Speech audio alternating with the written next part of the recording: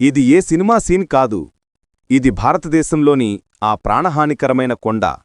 ఇక్కడ పూజారులు తమ ప్రాణాలను పణంగా పెట్టి పూజలు చేస్తారు. 1000 అడుగుల ఎత్తు, నిటారుగా ఉన్న శిలలు, కింద మాత్రం మృత్యువే. ఇది తమిళనాడులోని పర్వతమలై. ఇక్కడ ఆలయం మాత్రమే కాదు, ఈ మొత్తం పర్వతాన్నే భగవంతుడు శివుని సాక్షాత్ జీవంత స్వరూపంగా భావిస్తారు.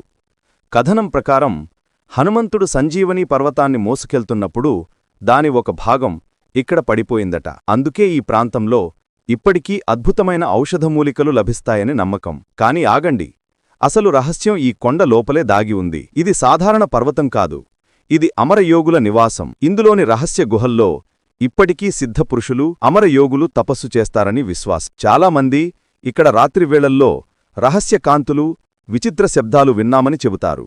బహుశా అందుకే భక్తులు ప్రాణపణంగా పెట్టి ఈ ప్రమాదకరమైన ఎక్కింపును పూర్తి చేస్తారు. మీకు ఏమనిపిస్తోంది? కామెంట్స్లో హరహర మహాదేవా అని తప్పక రాయండి. Download ShareChat.